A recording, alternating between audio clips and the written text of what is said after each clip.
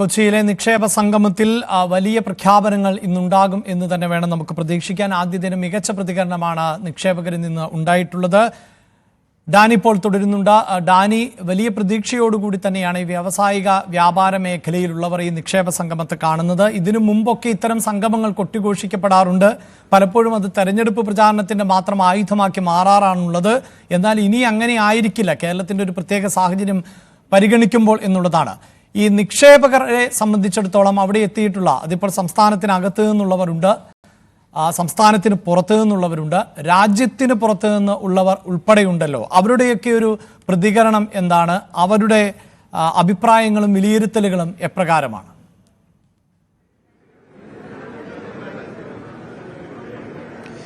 അഭിലാഷ്, വലിയ രീതിയിലുള്ളൊരു പ്രതികരണം നിക്ഷേപകരുടെ ഭാഗത്തുനിന്നുണ്ട്. പ്രത്യേകിച്ച് കഴിഞ്ഞ രണ്ട് ദിവസം മാത്രമാണ് നടക്കുന്നത്. ആദ്യ ദിവസത്തിൽ തന്നെ വലിയ പ്രതികരണങ്ങളിലേക്ക് അവർ വന്നു. കേരളത്തിന് പുറമേ നിന്നുള്ള കമ്പനികളടക്കം, വലിയ ഗ്രൂപ്പുകളടക്കം ഈ രംഗത്തേക്ക് വന്നു. ഒപ്പം തന്നെ കേരളത്തിൽ നിന്നും ആ രീതിയിൽ തന്നെയാണ് പ്രതികരണങ്ങൾ ഉണ്ടാകുന്നത്. മാറുന്ന കേരളത്തിന്റെ ഒരു ദിശാസൂചിക എന്ന രീതിയിൽ തന്നെയാണ് ഇതിനെ പലരും കാണുന്നത്. എനിക്കൊപ്പം ഇപ്പോൾ ഹോസ്പിറ്റൽ രംഗത്തെ, ആതുര ശുശ്രൂഷ രംഗത്തെ പ്രമുഖരായ ദയാ ഗ്രൂപ്പിന്റെ CEO ഹസീബ ചേരുന്നു. അദ്ദേഹം തന്നെ പറയും എന്തൊക്കെയാണ് ഇതിന്റെ ഒരു പ്രതികരണങ്ങൾ, ഇനി എന്ത് ചെയ്യാൻ ഉദ്ദേശിക്കുന്നു എന്നത്. ഒരു വലിയ മാറ്റത്തിന്റെ ഒരു സൂചനയായിട്ടൊക്കെ തോന്നുന്നുണ്ടോ ഇത്തരം ഒരു വേദികളെല്ലാം തന്നെ? അതെ, ഞങ്ങൾ ഒരു 500 crores ഇൻവെസ്റ്റ്മെന്റ് ആണ് നമ്മൾ പ്രപ്പോസ് ചെയ്തത്. ഓൺകോളജി സെന്റർ സ്റ്റാർട്ട് ചെയ്യണം, മെറ്റേർണിറ്റി സെന്റർ, പിന്നെ ഒരു ഡയഗ്നോസ്റ്റിക് സെന്റർ. അപ്പോൾ ഈ പ്രപ്പോസലായിട്ട് ഗവൺമെന്റിനെ ഞങ്ങൾ അപ്രോച്ച് ചെയ്തിട്ടുണ്ടായിരുന്നു, ഇൻഡസ്ട്രീസ് മിനിസ്റ്ററിനെ അപ്രോച്ച് ചെയ്തിട്ടുണ്ടായിരുന്നു, KSADസിനെ അപ്രോച്ച് ചെയ്തിട്ടുണ്ടായിരുന്നു. വളരെ വാം ആയിട്ടുള്ള അപ്രോച്ചാണ് അവരെടുത്തുണ്ടായിരുന്നത്, right from the beginning, even ഇന്ന് രാവിലെ പോലും. അപ്പോൾ ആ ഒരു complete change in the way of doing things ഞങ്ങൾക്ക് എക്സ്പീരിയൻസ് ചെയ്യാൻ പറ്റുന്നുണ്ട്. എല്ലാ ലെവലിലുള്ള ആൾക്കാരും വളരെ വളരെ വാം ആയിട്ടാണ് എല്ലാത്തിനെയും അപ്രോച്ച് ചെയ്യുന്നത്. അതായത് 500 കോടി രൂപ ഈ നിക്ഷേപ സംഗമത്തിൽ പുതിയ പദ്ധതി, അതായത് ദയ ഗ്രൂപ്പ് പുതിയ പദ്ധതി അവതരിപ്പിക്കുന്നു എന്നതാണ്. 500 കോടി രൂപയുടെ നിക്ഷേപ വാഗ്ദാനമാണ്. അതെ. അതായത് അടുത്ത 5 വർഷത്തിൽ 500 കോടി ഇൻവെസ്റ്റ് ചെയ്യണം. നമുക്കത് ഒരു പ്രൈവറ്റ് ഇക്വിറ്റി ഇൻവെസ്റ്റ്മെന്റ് വരുന്നുണ്ട്.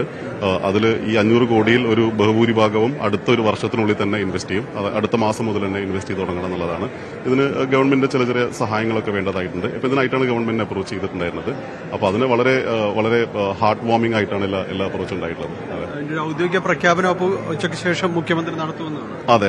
രാവിലെ മുഖ്യമന്ത്രിയുടെ കൂടെ ഒരു എക്സ്പ്രഷൻ ഓഫ് ഇൻട്രസ്റ്റ് കൊടുത്തിട്ടുണ്ടായിരുന്നു. ബ്രേക്ക്ഫാസ്റ്റ് മീറ്റിംഗ് ഉണ്ടായിരുന്നു. ഉച്ചയ്ക്ക് ശേഷം ബാക്കി എല്ലാ പ്രൊജക്ട്സും അനൗൺസ് ചെയ്യുന്നതിനും കൂടെ ഇതും അനൗൺസ് ചെയ്യുന്നതാണ് പ്രതീക്ഷിക്കുന്നത്. എങ്ങനെയാണ് പ്രൊജക്ട്, അതൊന്ന് പറയാമോ? നമ്മൾ ഇപ്പോ ഒരു 500 ബെഡിൽ പ്രവർത്തിക്കുന്ന 3 ഹോസ്പിറ്റലാണുള്ളത്. തൃശ്ശൂരും പാലക്കാടും കുന്നംകുളത്തും, പിന്നെ ഒരു എമർജൻസി സെന്ററുമാണുള്ളത്. ഇത് തൃശ്ശൂരുള്ള ക്യാമ്പസിൽ തന്നെ ഒരു ഓൺകോളജി ആൻഡ് റിസർച്ച് സെന്ററാണ് ആദ്യമായിട്ട് പ്ലാൻ ചെയ്യുന്നത്.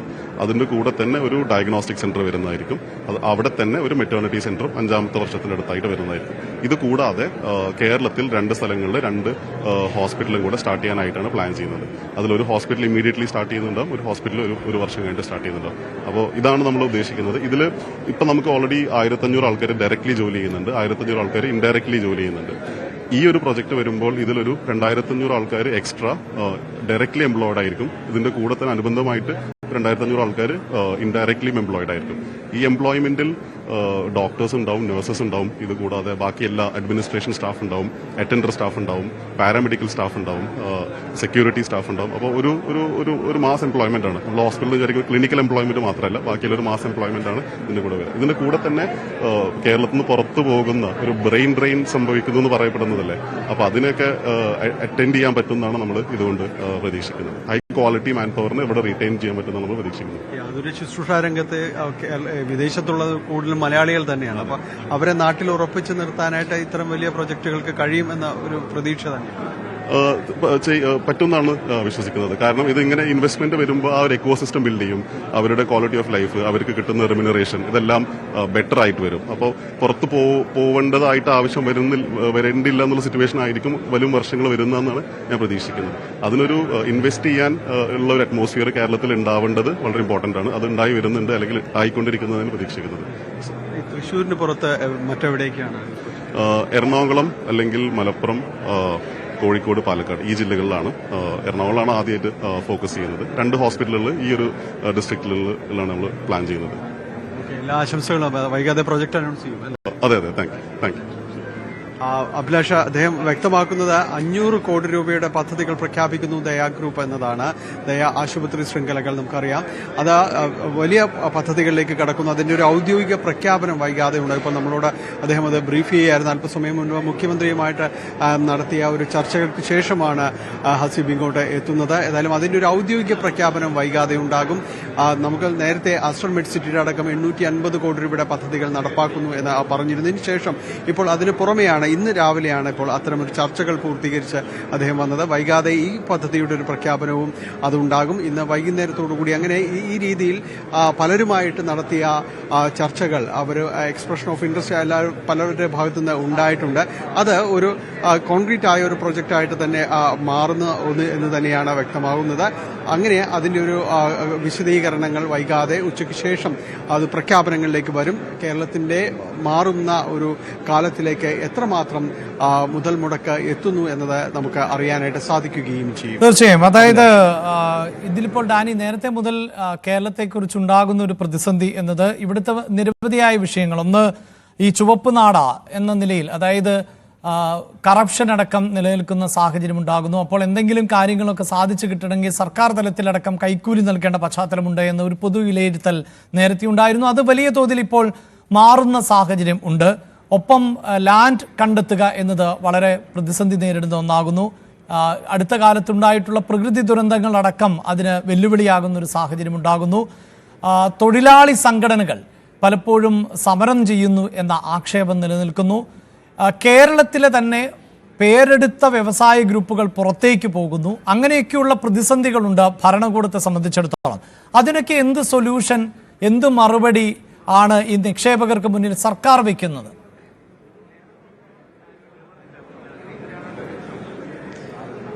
അഭിലാഷ്, ഇതിൽ ഇക്കാര്യത്തിൽ വ്യക്തമായിട്ട് പറയുന്നത് വിവിധ വകുപ്പുകളുടെ ഏകോപനത്തോടെ ഏതാണ്ട് ഒരു സിംഗിൾ വിൻഡോ എന്നെല്ലാം തന്നെ പറയാവുന്ന രീതിയിലേക്ക് കാര്യങ്ങൾ ക്രമീകരിക്കുക എന്നതാണ്. ഈ ചുവപ്പ് നാട സിസ്റ്റം നമ്മൾ കാലങ്ങളായി കേൾക്കുന്നതാണ്. അതിനെല്ലാം തന്നെ മാറ്റം വന്നേ മതിയാകൂ. കാരണം ഇപ്പോൾ പലരും ചൂണ്ടിക്കാണിക്കുന്നത് പോലെ ചന്ദ്രനിലേക്ക് ടൂറിസ്റ്റുകൾ പോകുന്ന ഒരു കാലത്തിലേക്ക് എത്തിയിട്ടും എന്തുകൊണ്ട് ഇവിടെ മാത്രം ഇങ്ങനെയെന്നെല്ലാം തന്നെ പലപ്പോഴും വിമർശനങ്ങളെല്ലാം തന്നെ ഉയരാറുണ്ട്. ഒരു അപേക്ഷ നൽകി കാലങ്ങളായി കാത്തിരിക്കുക, അതിന് പല രീതിയിലുള്ള തടസ്സങ്ങളുണ്ടാകാതെ സ്ഥല ലഭ്യത അടക്കമുള്ള കാര്യങ്ങൾ, വിഷയങ്ങളുണ്ടാകും. അത്തരം കാര്യങ്ങൾ ഇന്നലെ മുഖ്യമന്ത്രി ചില പരാമർശങ്ങൾ നടത്തി.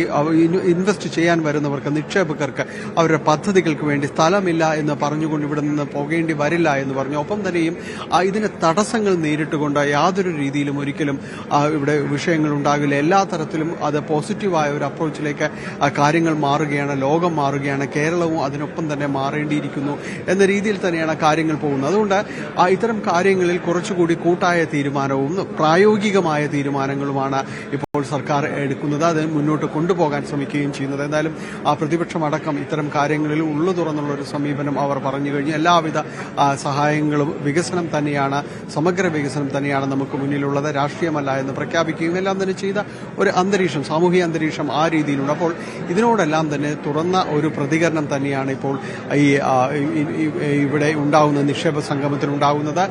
കൂടുതൽ കാര്യങ്ങൾ ക്രിയാത്മകമായിട്ട് മാറ്റാൻ കഴിയുമെന്ന പ്രതീക്ഷ തന്നെയാണ് ഇവിടെ എത്തുന്ന വ്യവസായികളടക്കമുള്ളവർ പങ്കുവയ്ക്കുന്നത്.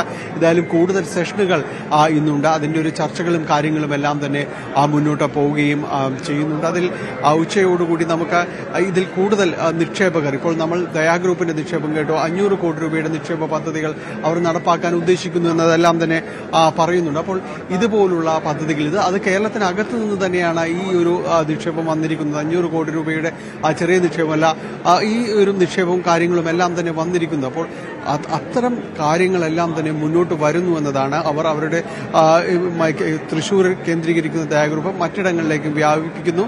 ഇതേപോലെ തന്നെ മറ്റ് വ്യവസായികളും ഈ രീതിയിലേക്ക് തന്നെ മാറുന്നു എന്ന് തന്നെയാണ്. കേരളം വിട്ടുപോകേണ്ട ഒരവസ്ഥയിലേക്ക് ഇപ്പോൾ കാര്യങ്ങളില്ല എന്ന് അവർ ചൂണ്ടിക്കാണിക്കുകയും ചെയ്തു. അങ്ങനെ തീർത്തും പോസിറ്റീവായ ഒരു അന്തരീക്ഷത്തിൽ തന്നെയാണ് നിക്ഷേപക സംഗമം മുന്നോട്ട് പോവുകയും ചെയ്യുന്നത്. കൂടുതൽ ഇതുമായി ബന്ധപ്പെട്ടുകൊണ്ട് ഒരുപക്ഷെ കൂടുതൽ പ്രഖ്യാപനങ്ങൾ ഇപ്പോൾ നമുക്ക് മുന്നിൽ വന്ന് പറഞ്ഞതുപോലെ മറ്റുള്ളവരും അവരുടെ താല്പര്യങ്ങളും കാര്യങ്ങളും വൈകാതെ തന്നെ പ്രകടമാക്കുകയും വലിയ പ്രഖ്യാപനങ്ങളിലേക്ക് ഈ നിക്ഷേപക സംഗമം മാറുമെന്നുള്ള ഒരു പ്രതീക്ഷയാണ് നിലനിൽക്കുന്നത്. അഭിലാഷ്, യെസ്, എന്തായാലും വലിയ പ്രതീക്ഷയോടുകൂടി തന്നെയാണ് ഈ നിക്ഷേപ സംഗമത്തെ നിക്ഷേപകരും സർക്കാരും ഉറ്റുനോക്കുന്നത്. ഇന്ന് സംഗമത്തിന്റെ അവസാന ദിവസം ആണ്. മുഖ്യമന്ത്രി ഈ സംഗമത്തിൽ മുഴുവൻ സമയവും ക്യാമ്പ് ചെയ്യുന്നുണ്ട് എന്നത് തന്നെയാണ്. വൈകിട്ടോടുകൂടി എത്ര കോടിയുടെ പദ്ധതികൾ, ഏതൊക്കെ മേഖലകളിലെ നിക്ഷേപങ്ങൾ എന്നത് നമുക്ക് വ്യക്തമാകും. അങ്ങനെ